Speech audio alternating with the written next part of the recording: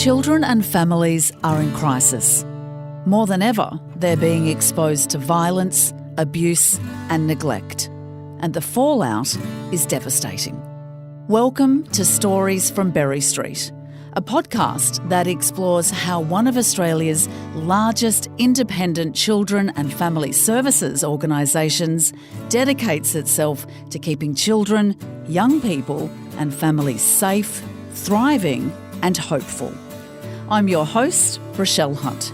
Join me as I talk to some extraordinary people at Berry Street and discover the realities of working in child protection and family violence spaces, the incredible work that's being done to address the rising tide of harm and violence, and what we as a community can do to help. We talk about the neglect of neglect, that people still today, even professionals in the field, might say, it's okay, it's only neglect. And yet there are so many studies that have shown that children who have experienced serious neglect can be just as harmed as children who've experienced other types of abuse. That's Annette Jackson, the Executive Director of Statewide Services at Berry Street. In a social work career spanning 40 years, the last 20 at Berry Street, Annette is now responsible for many of the big, innovative programs at Berry Street, including Take Two Therapeutic Services, the Berry Street School and the Berry Street Education Model. Annette also recently completed a PhD looking at the worldwide prevalence and response to childhood neglect. So, what sets neglect apart? Well, violence and abuse tend to hold weight in our minds. They're tangible and we can understand these kinds of harm. But when it comes to neglect, there's a range of things that we may not have even considered. So what is childhood neglect exactly? And what are kids experiencing day to day? I think the first thing to be mindful of when we're talking about neglect is that it's quite common for people to think, well, it's not as serious as child abuse, such as physical abuse and sexual abuse. But I would actually like to caution people that when I start talking about examples, you'll hear how distressing it can be for the child. So when we're talking about neglect, we're saying that a child's essential needs have not been met. And so when you think about the range of needs that children have, so physical needs, so if there's physical neglect, it means they may not have been fed. It might mean environmental neglect. They may have been, I can think of a child who was left out in their backyard for hours at a time, including snakes, oil cans, and they were 4. So that's an example of environmental neglect. There's emotional neglect, which is usually the most common, which is where a child doesn't experience being loved. And we know that, for example, with babies, they can actually die. They can be physically fed and cared for, but waste away without the nurturing that we're born to need. Supervisory neglect. We hear that there's terrible examples of children dying who've been left in cars. That's an example of supervisory neglect. But another one would be, I remember children who were allowed to play chicken on the Hume Highway with semi-trailers. So that's an example of that type of neglect. Developmental neglect can look like a child who's at school age, who does not get to actually attend school. But for younger children, it might mean a 2-year-old who's never experienced play. And by that, I mean, they've never been on the floor playing with their parents or other children, playing with objects, boxes. It doesn't need to be expensive toys, but just that ability to learn through play. And now they're at school, but the world is passing them by because they missed those essential milestones along the way. How is that possible? Most people would think that it's just innate that a child knows how to play, regardless of how dire and awful their situation is, that it comes naturally for a child to find a way to play, even on their own. Indeed. And It's so interesting to think about what is it that we are destined to try and do in terms of children are born with and develop very quickly the ability to explore, but that exploration requires that they have somebody in their life who they feel is their safe base. So you can see a toddler who, as they're crawling around and learning to test their own movement, will look back to see who's watching them. And if mum or dad or auntie or whoever is there and is able to smile, they don't need to go out and necessarily interact directly with them, but the child has that acknowledgement, secure base, they'll continue to explore. But for children who don't have that, they will learn very quickly that the world is too unsafe. And so they will actually reduce things like their fine motor skills, gross motor skills, particularly language. We can't learn language in a bubble. We have to be exposed to language to learn language. How prevalent? I mean, there's just so many different types of neglect once you start to break it down. So how prevalent is childhood neglect in this country? The short answer is we don't know. We certainly have indications from our child protection data, which tells us that in Australia it's the second most likely type of maltreatment to be reported to child protection across Australia. But there was a terrific study done just recently called the Australian Child Maltreatment Study, and they looked at adults and asked them to report back on their experiences as children in a general population, so not people reported to child protection.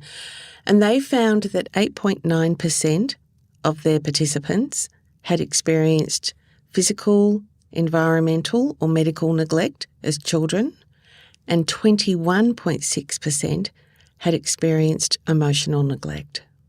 So it is absolutely in our neighbourhoods.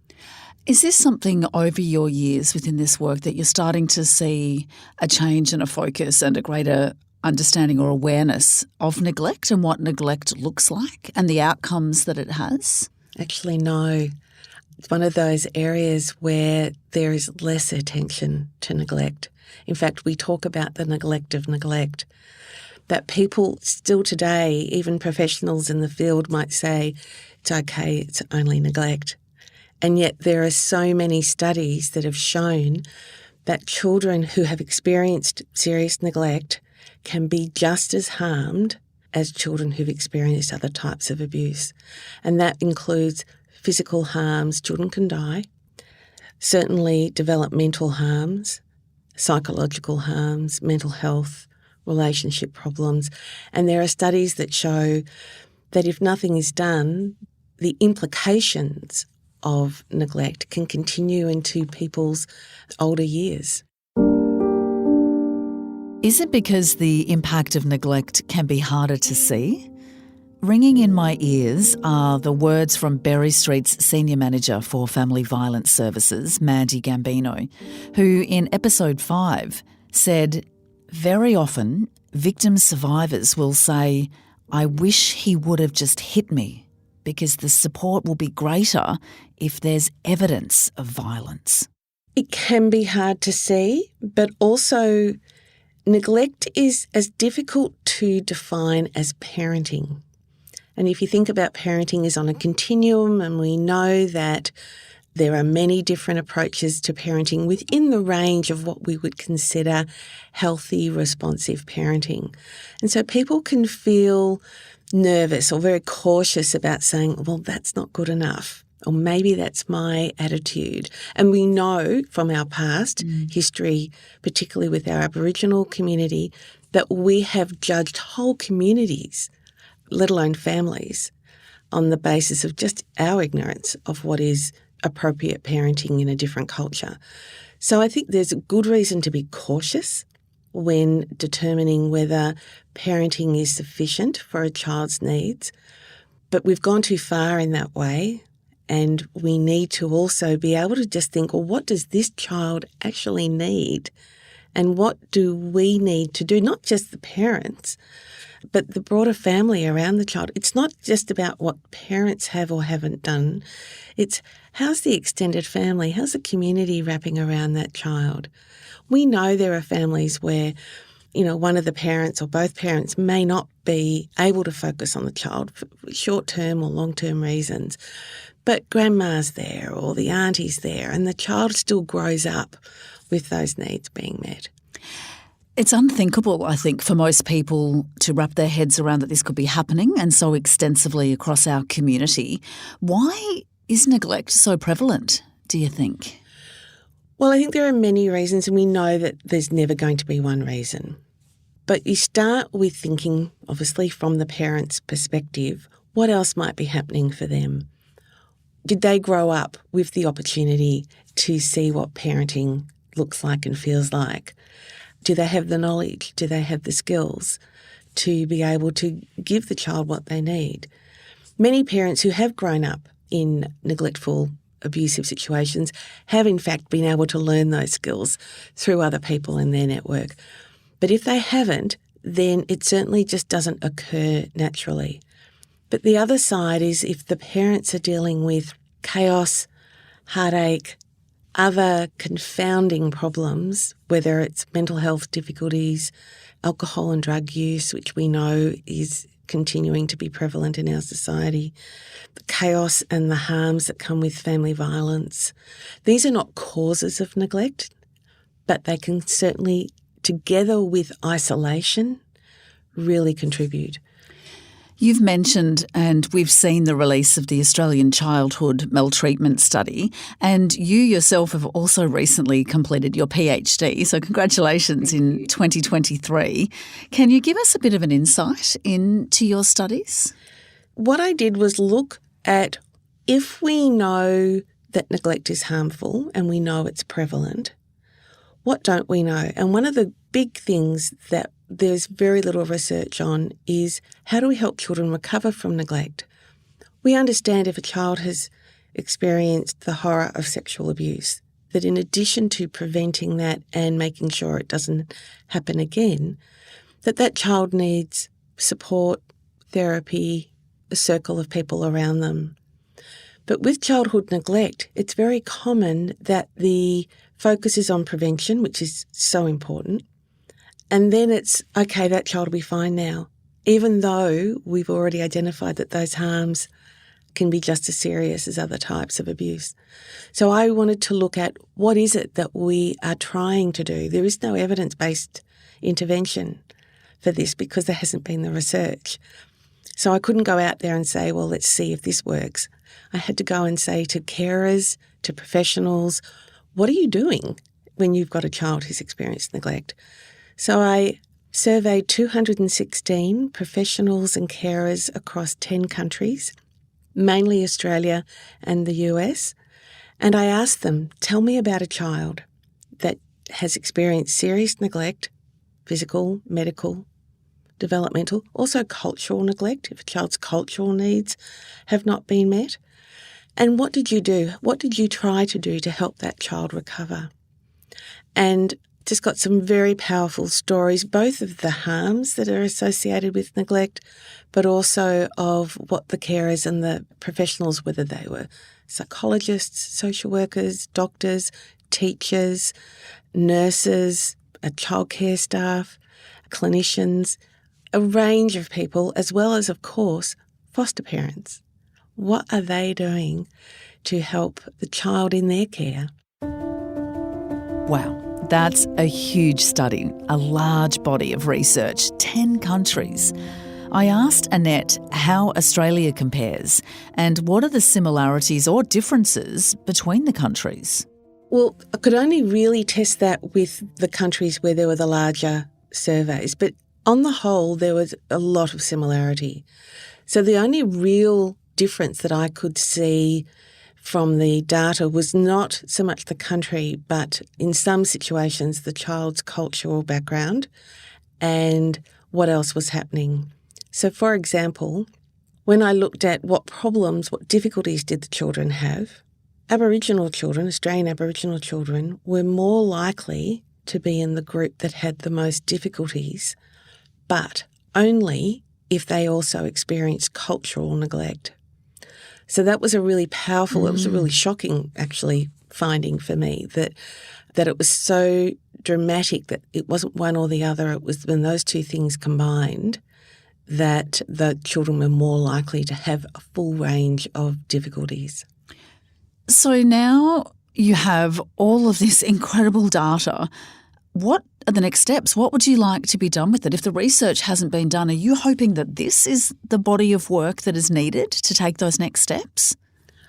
Certainly that I've published a couple of articles in peer-reviewed journals highlighting what the literature is saying and isn't saying and the need for further research. But I'm really hoping, my real intent here is to see what we can do at a practice level. So I'm talking to practitioners at Berry Street, within the department, on this podcast, anywhere, about what could we do to help better understand what are the essential needs of children at different ages and what can we do when those needs have not been met. So what would that look like? What would it look like in practice, in every day, at a home, at one of the Berry Street schools? What would it look like? So to start with, it means that we include that in our assessment. We actually ask questions about the child's history, not only what has happened to them, but what did they miss? And start to help whoever we're talking to, whether it's the parents or the carers, not feel a sense of blame or shame, but a sense of, maybe that's something I can do differently. So if the child, for example, is in one of our foster care placements, and I can think of a child who did not know how to chew solid food at the age of 7 because she'd never been given solid food. And so for the carer, it wasn't just, I now need to give the child solid food. We actually had to talk to speech therapists and dentists to help her gradually introduce the right types of foods for that 7-year-old so that she could get to the point where she could eat age typically. I've had a complete physical reaction to that. When we talk about neglect, how is it that a 7-year-old has never eaten solid food, and how do you then not take neglect as seriously as other forms of abuse? Indeed, and I think how it happens in that situation is the family being very isolated. There also being family violence, which meant the father was very controlling of who was allowed to talk to whom in the family. Really only came out when the children started to reach school age, and even then it was the child being seen as having the problem. This child was thought, well, she's probably got an intellectual disability. She didn't have. She was profoundly functionally impaired, but was actually able to catch up on most of her developmental milestones by the determination of the foster parents as well as the professionals around supporting that placement and the primary school who really went the extra mile. How we let this happen?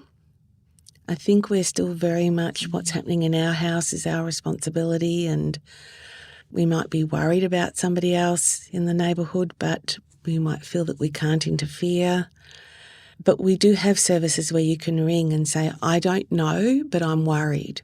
The Orange Door, for example, throughout Victoria is a place that people can contact, not just for family violence, but also for child abuse, neglect, other concerns. If you're not sure if it's child protection, you don't have to be 100% before you can contact and say, I'm worried.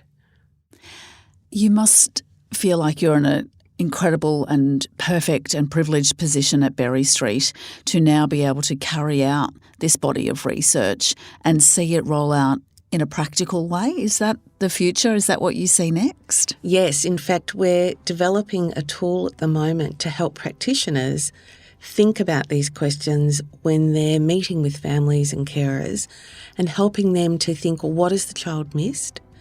What do I need to bring into the child's world now? And how do I plan that? What's the frequency? What's the dose? What's the pattern in which we introduce things like play, the child's culture, the child's capacity to sit in a school classroom and physically have stamina, let alone cognitively and emotionally have stamina. We also know, particularly for cultural neglect, that we cannot be an expert in somebody else's culture. So we have to partner with those who are. So in the context of Aboriginal children, working side by side and in fact following the lead of Aboriginal organisations who know so much more than we do about what Aboriginal children need. And similarly with children from multi-faith, multicultural backgrounds, finding out from that cultural group what is healthy parenting, because every culture is based on the next generation. So there is not any culture that says neglect is okay or abuse is okay. It's understanding what it looks like for that family. Incredible. Annette, thank you so much for your time and for the work that you do and for your dedication. Thank you.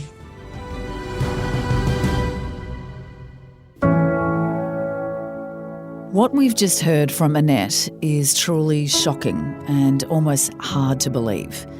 But just because harm isn't visible, like bruises and broken bones are, the traumatic impact from this kind of maltreatment can take root and cause just as much havoc.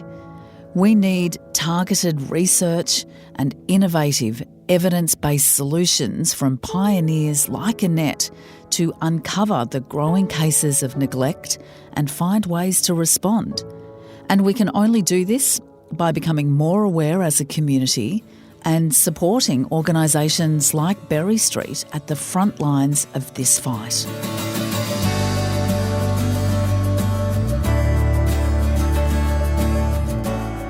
You've been listening to Stories from Berry Street, a podcast for Berry Street, produced by Sound Cartel.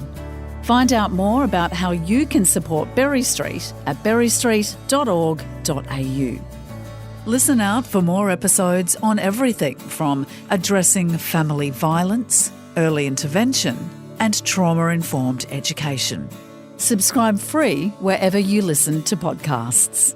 If you or someone you know is experiencing domestic, family or sexual violence, please contact 1-800-RESPECT on 1-800 737 732.